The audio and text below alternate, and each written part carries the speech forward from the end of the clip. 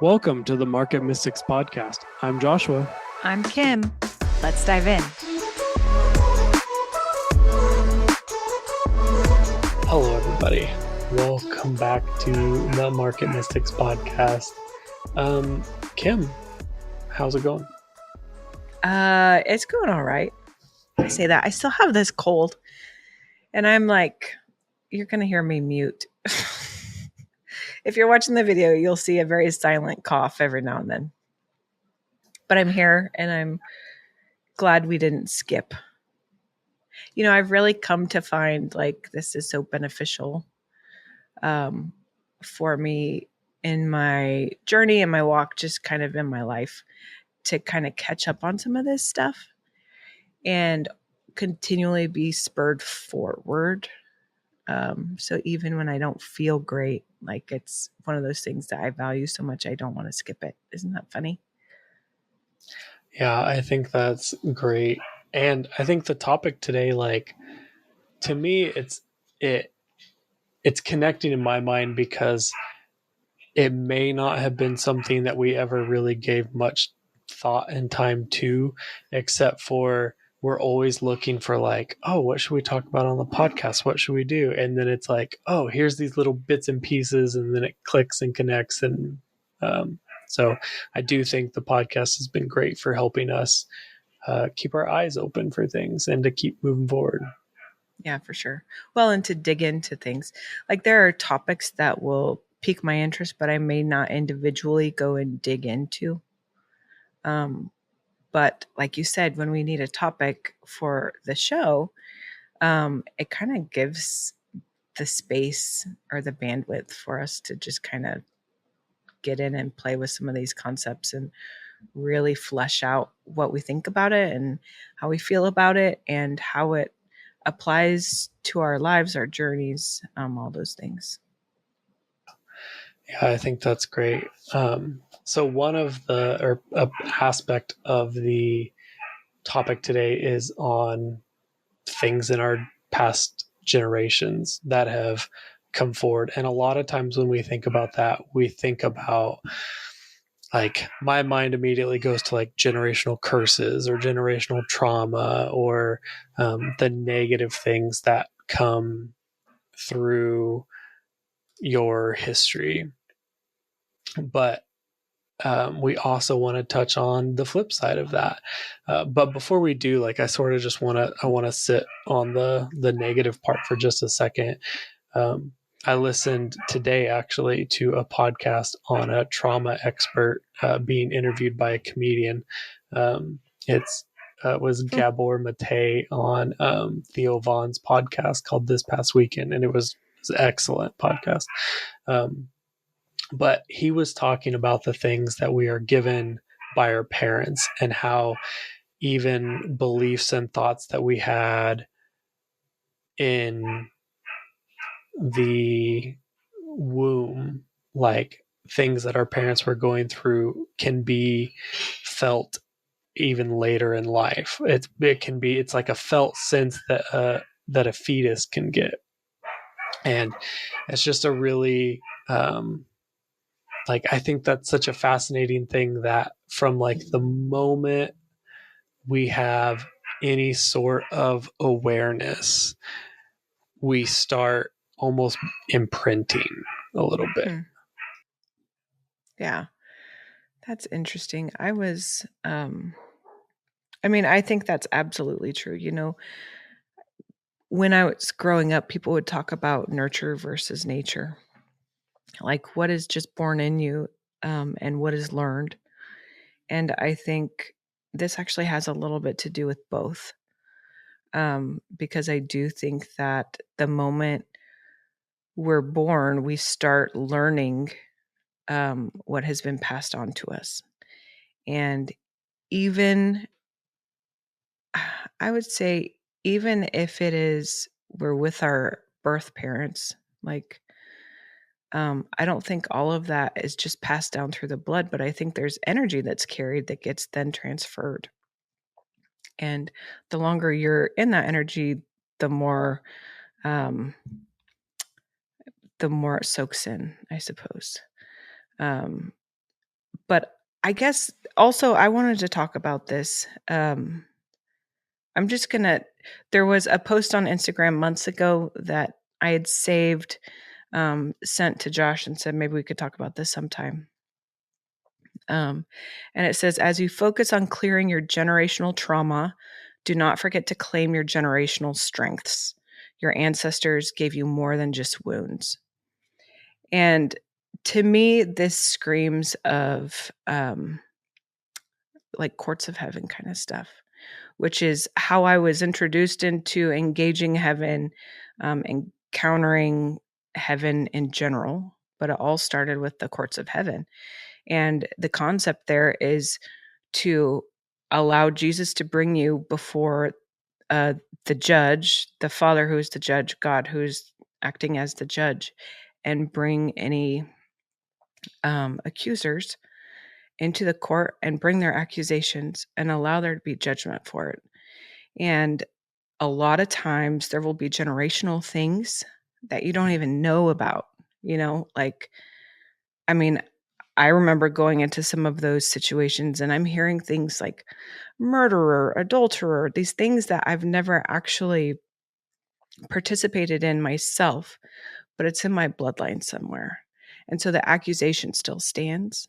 And so there was like a real need and legitimate need to go and get that cleared out of there so that myself and any of my bloodline following me doesn't have to be chained to that. Right.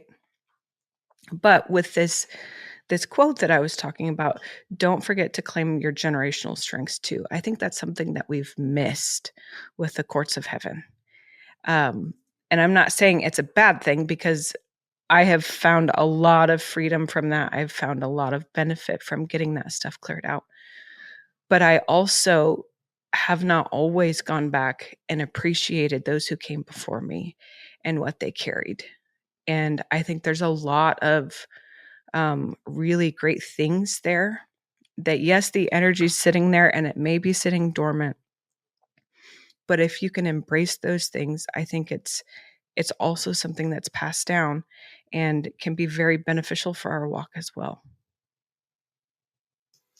Yeah, it feels to me like the next step in the courts of heaven type, I don't know, I don't want to say like the next evolution, but it's like the next step in the process. Like first we had to work through generational trauma, generational curses, generational sin, like work through that, so that there's a clear path to go back to generational strengths, generational victories, generational wealth. Like I think that there's an order that some of this has to be done in, and maybe that part had to be done first. Maybe you have to clean out things. I think part of that is cleaning out your consciousness, like your conscience. You're cleaning out your conscience of what you believe and what has happened. And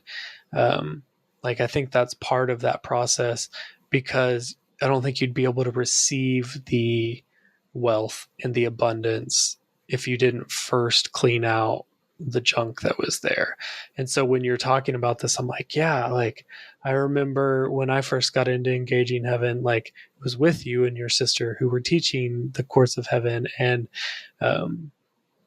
like really went through that process. And then it kind of like became less of a thing, maybe a little bit, or less of a focus. And now I'm like, oh, well, maybe we're circling back to that because we've now stepped forward enough that like we've cleaned things out, we've moved forward, and now it's time for like the level up. And maybe some other people have already been there, but like maybe we haven't. And so now we get to like go step into this at the moment. And I just think it's interesting how like things are so circular. They happen in such a circular motion. And so I'm never surprised when something that used to be there comes back around. So when we're talking about like generational things, like it was such a big deal for a while in charismatic churches and then kind of went away. And then it was a really big deal in mystical communities and kind of went away. And as we're talking about this, I'm like feeling a desire in me to like, oh, maybe I should go ask about that myself for generational strengths. Like, I love the end of the quote that you saved where it says, your ancestors gave you more than just wounds. One of the big things from that interview that I watched today was like, this guy was talking about trauma, and he was like, there's no blame in trauma. Generally, for most trauma, sure there are examples of explicit intentional harm to children, but that's not what he's talking about. He's just talking about how everyone has experienced some form of trauma, and he's like, there's no blame, because even the people who were hurting kids, generally they were hurt as kids. Like, overwhelming percentage of people had serious childhood trauma in those situations. And so he's like, it just keeps going back and back. And so it doesn't really do you any good to go back and back and blame and blame and blame. But what you can do is say, yeah, that's what happened. I acknowledge that. And he's like, let yourself be angry, let yourself be mad, let yourself be sad. Like, let the emotion come through, because like some childhood trauma and depression is caused because you don't let things move through.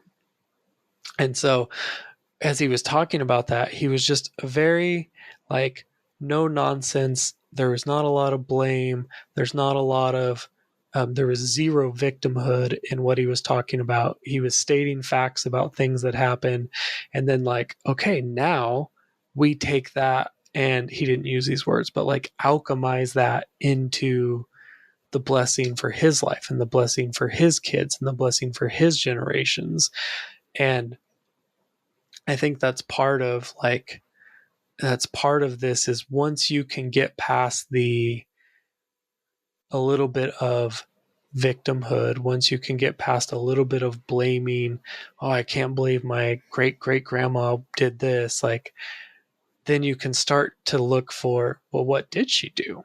Why did she do that? Like, where's the fruit in this? And you can start to pull generational strength to yourself. And I think that's such a powerful statement and like thing to think about in this. Yeah, I like that. I like that you're talking about that. I like that this person you heard today on a podcast was talking about this. I've been feeling recently, this is going to sound cold, and I don't mean it to be cold, but I have been feeling lately like, as a society, we've taken some time to focus on trauma. But I think that it would be a huge detriment to us personally and us societally if we just stayed there. And I think this is exactly kind of where this is going for me, is like, how do we move on from that? I know that there are traumas and wounds that are very deep and take some time to get, like, work through it and get past it, get over it, if that's the verbiage that you want to say. But I also know that even simply addressing it is still staying in it. And I think it is my hope and my desire to see all of us freed from that. So I don't think it is a bad thing at all to address it. I think it's very beneficial, because otherwise it becomes this abscessed wound that just festers and hurts, and it becomes a tender spot when it gets poked and all of those things, and doesn't serve you well. But I think when you can go in and address it, start to deal with some of those things and allow it to be shed from you, I think that's what we're talking about. At least that's where kind of my thought process is going, because I do think that there are those curses and those sins that have been from either our past or our ancestors' past that have served to hold us back. But when we get rid of them, if we just stay neutral, I don't see the forward motion in that. So I think it's really important. And I'm also like, I also haven't gone and claimed a bunch of those things. I'm also very spurred on right now to go and be like, wow, what is it that my ancestors carried that were meant to be passed on, that were being blocked by this other stuff that only served to distract? So is it generational wealth? Is it leadership? Is it a legacy of love? I actually think it's like, what an honoring thing to go and tap into some of that and not just scorn the bad things that happened before we were ever born, but to go and appreciate the destinies and the legacies that these people carried and passed on to us, that are there for us to claim and to walk in, if we so choose. Yeah, I think you're totally right in that it's very detrimental to stay in a place where you're focused on the negative.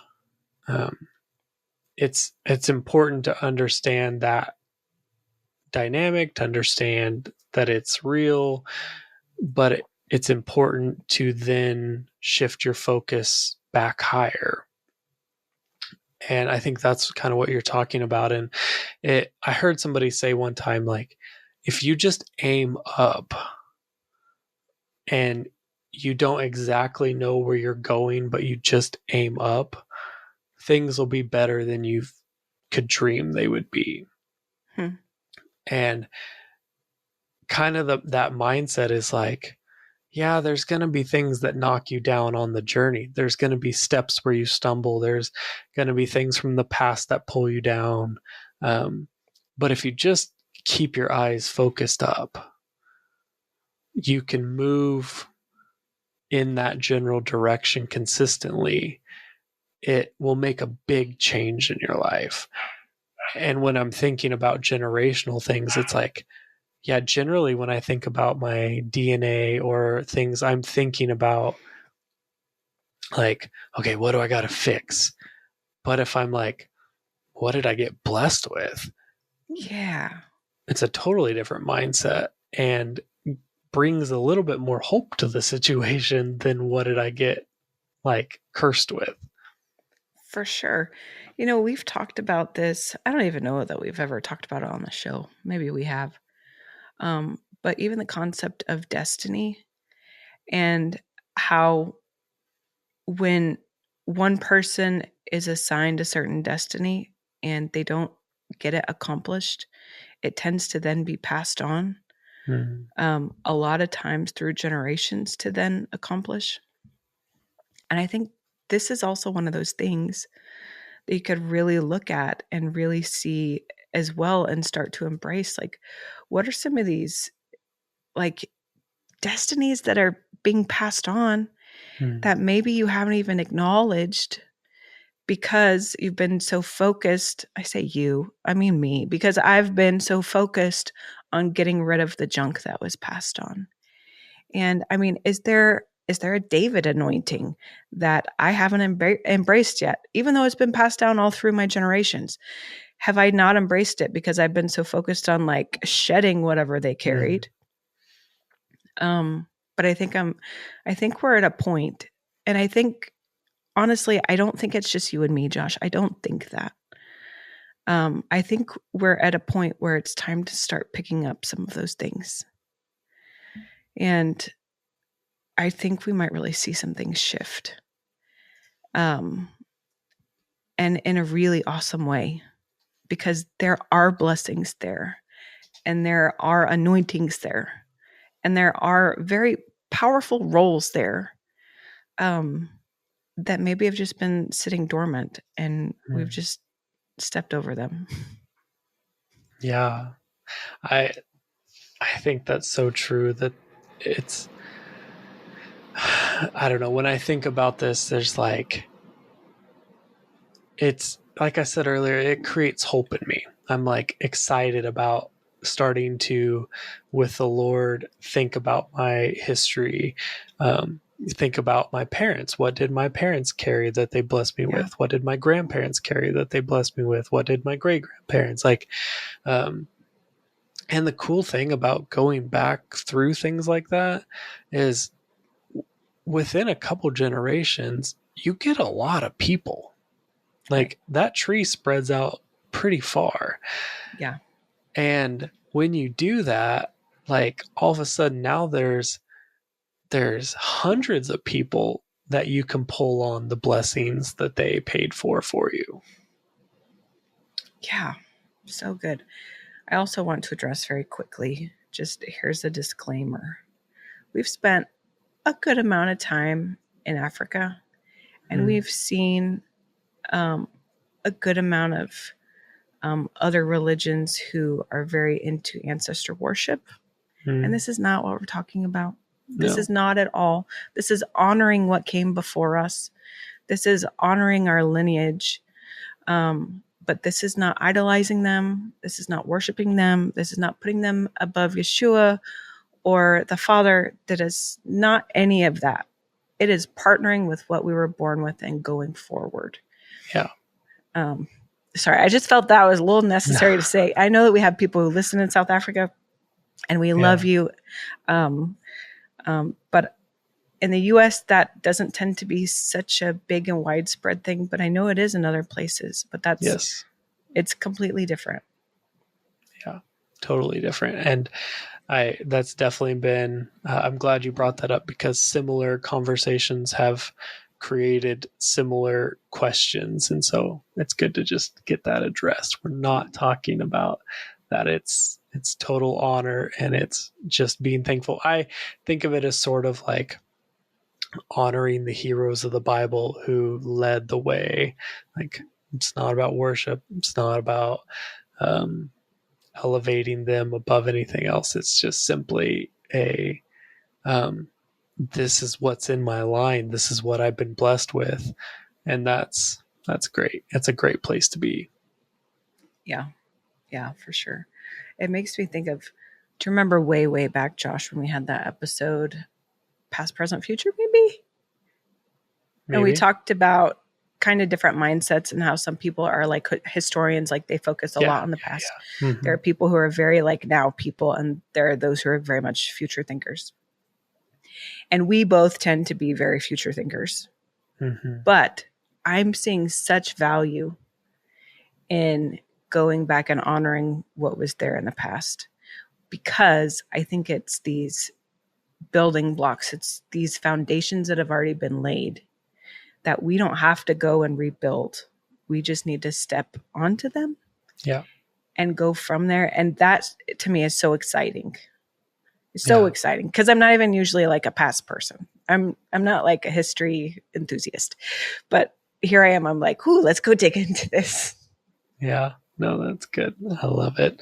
I think it's healthy to shift your perspective. If you've been spending time in the future, look at the past a little bit. If you've been spending time in the past, look at the future a little bit. I think that movement in your perspective can only be helpful in gaining a bigger picture of who you are and what your destiny is.